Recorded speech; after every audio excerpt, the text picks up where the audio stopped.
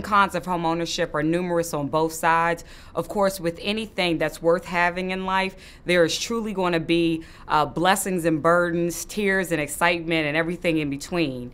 And so with that said, let me start with the cons and then I'll end with the pros. So some cons are, number one, it's a very emotionally taxing experience. I mean, every bit of emotion that could possibly come out really does at that time, because you're dealing with a lot of entities that run the gamut of trying to find the home, to trying to find the right realtor, trying to find the right lender. Then guaranteed something may go wrong with your financing, down payment money that you thought you were going to get, you did not get at the last minute, or the date of closing is backed up and delayed. And so with that being said, one big con or one big drawback is the fact that it is an emotionally taxing experience. You are in a situation where you have a lot of different things going on at one time. You have a lot of different players in your game of achieving home ownership.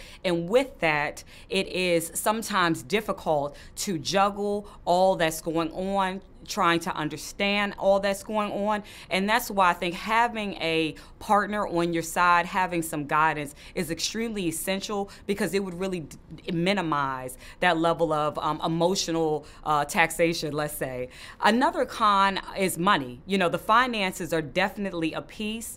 Even if you do get down payment assistance, you may have other out-of-pocket costs, such as paying for the home inspector, which may be anywhere from probably roughly about $200, $300, depending on the area you're in, what their individual fees are.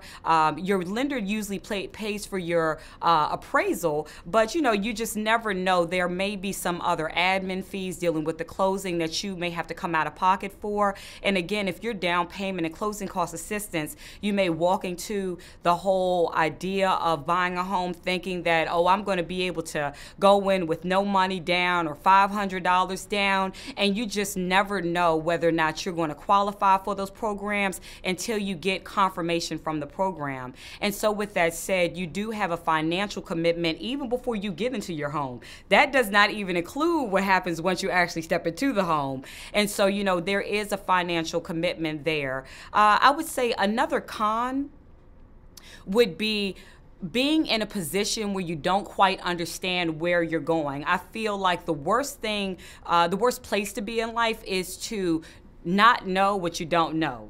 If that makes, I think that makes sense. So when you don't know what you don't know, it's hard because you don't know the questions to ask, you don't know who to turn to, you don't know. You have the inner gut that you are confused. You have the inner gut feeling, and your intuition is saying, I don't quite know if this is the right deal. But then you have your emotions in line. You're in a rush to get into your home. Of course, at the last 11th hour, the closer you get to becoming a homeowner, the kids upstairs in your apartment building, they get louder, and your landlord gets even more annoying, and your tenants get even more hectic and bothersome to deal with. And so you may be in a situation whereby you're rushed, and when you're rushed and you are then battling and you're facing a whole bunch of different situations that you really don't know how to navigate through, it becomes very difficult because again, you don't know where to turn, and you may not know what questions to ask,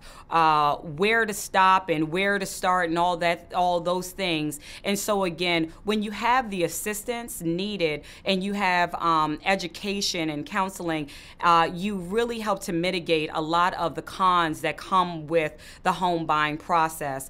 You do at that point, when you have a level of understanding to go in, you do at that point at least know to stop, relax, take a breath, and you understand what you don't know, so then you understand who to ask to get the knowledge you need to move forward. So on a con level, I would definitely say it's an emotional taxing experience. It can be a costly experience, and I'm saying even before you get into your home, you could easily drop a couple of hundreds, if not a couple $1,000s, on anything from the home inspector to home inspector to your down payment and closing cost funding. Also, you are in a state of a new world of knowledge, so you may not know and you may not be as well versed on what it takes to buy the home, who is supposed to do what are you supposed to expect, what are some of the time frames and normal delays that may happen in the process. But again, with anything that is worth having in life, the cons completely are minimal in comparison to the pros. So when you are educated and when you are informed and you do have the proper guidance, you can get into your home, and you will get into your home, and the benefits will resound so much louder than the cons. And so with that said, you have various benefits, and I'm a true benefactor of those, but you have so many benefits of homeownership.